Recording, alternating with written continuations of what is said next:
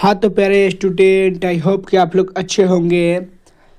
Chemistry का most VVI objective लेकर आए हैं जो पीछे प्रीवियस ईयर में पूछा गया है, जो 2026 के लिए काफ़ी महत्वपूर्ण है।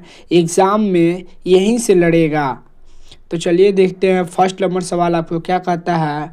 उपचयन में निम्नलिखित में से क्या होता है। उपचयन में निम्नलिखित में से क्या होता है। इसका आंसर हो जाएगा डी, इनमें से सभी। हाइड्रोजन का वियोग, इलेक्ट्रॉन का त्याग, ऑक्सीजन का योग। इसका आंसर हो जाएगा डी, इनमें से सभी। चलिए देखते हैं 2 नंबर सवाल आपको क्या कहता है। श्वसन किस प्रकार की अभिक्रिया है। श्वसन किस प्रकार की अभिक्रिया है। इसका आंसर हो जाएगा डी, ऊष्माक्षेपी अभिक्रिया है श्वसन। चलिए देखते हैं 3 नंबर सवाल आपको क्या कहता है। जस्ता तथा तनु हाइड्रोक्लोरिक अम्ल की अभिक्रिया के फलस्वरूप निम्न में से कौन गैस बनता है। जस्ता तथा तनु हाइड्रोक्लोरिक अम्ल की अभिक्रिया के फलस्वरूप निम्न में से कौन गैस बनता है। इसका आंसर हो जाएगा सी, हाइड्रोजन गैस यानी H2 बनता है। चलिए देखते हैं 4 नंबर सवाल आपको क्या कहता है। कोई तत्व ऑक्सीजन के साथ अभिक्रिया कर उच्च गलनांक वाला यौगिक के निर्मित करती है। यह यौगिक जल में विलय है। यह तत्व हो सकता है। कोई तत्व ऑक्सीजन के साथ अभिक्रिया कर उच्च गलनांक वाला यौगिक के निर्मित करती है। यह यौगिक जल में विलय है। यह तत्व हो सकता है। इसका आंसर हो जाएगा ए, कैल्शियम यानी Ca हो सकता है। चलिए देखते हैं 5 नंबर सवाल आपको क्या कहता है। जल के एक अणु में हाइड्रोजन एवं ऑक्सीजन के परमाणुओं की संख्या का अनुपात क्या है।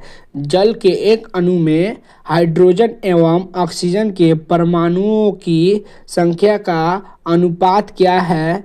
इसका आंसर हो जाएगा बी, 2:1।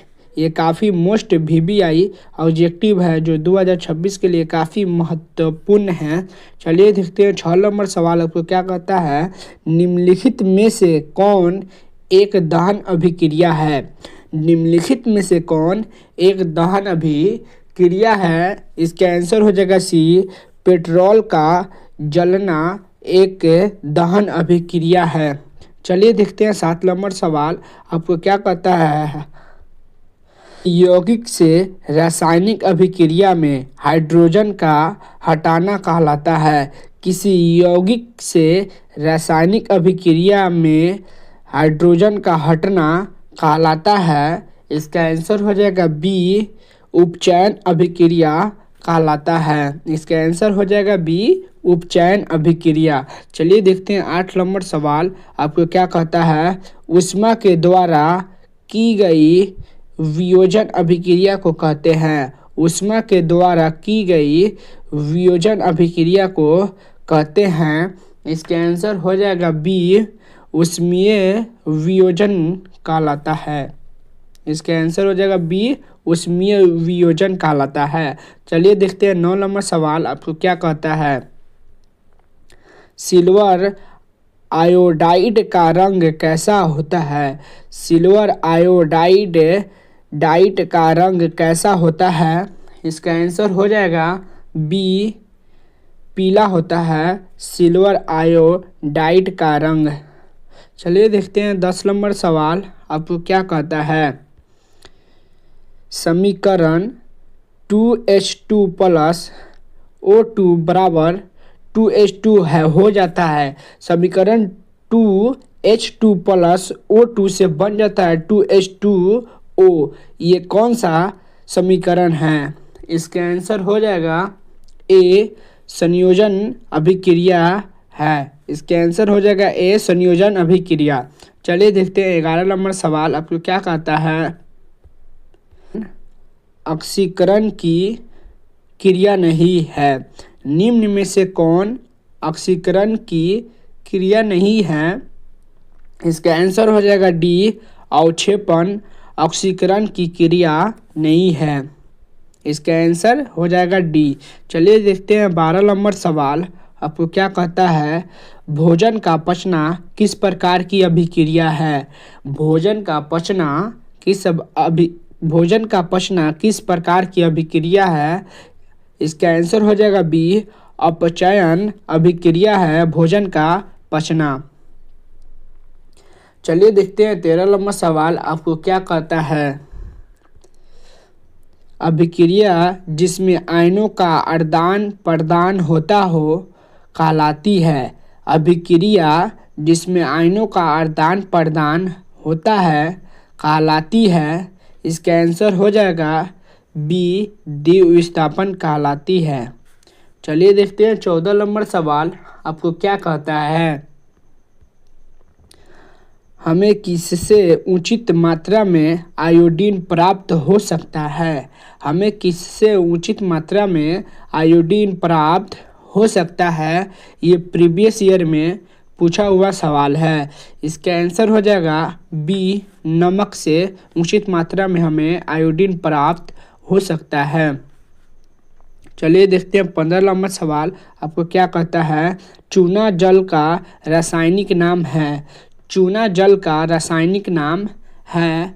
इसका आंसर हो जाएगा बी।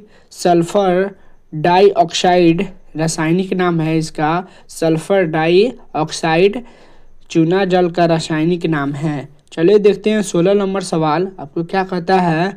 सभी अम्ल जल में घुलकर प्रदान करता है। सभी अम्ल जल में घुलकर प्रदान करता है।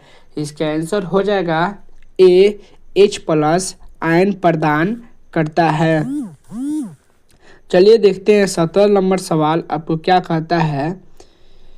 किसी उदासीन विलयन का पीएच मान। किसी उदासीन विलयन का पीएच मान हो सकता है। इसका आंसर है सी 7। किसी उदासीन विलयन का पीएच मान 7 होता है। चलिए देखते हैं 18 नंबर सवाल क्या कहता है। हमारे शरीर में पीएच कितने परास के बीच कार्य करता है। हमारे शरीर में पीएच मान कितने परासर के बीच कार्य करता है। इसका आंसर हो जाएगा बी। 7.0 से 7.8 के बीच हमारे शरीर में पीएच मान परासर के बीच काम करता है। चलिए देखते हैं 19 नंबर सवाल आपको क्या कहता है।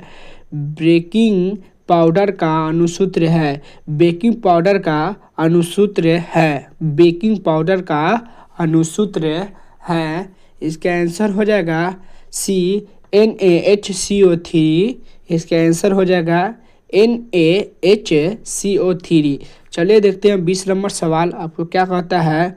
जल में घुलनशील भस्म कहलाते हैं। जल में घुलनशील भस्म कहलाते हैं।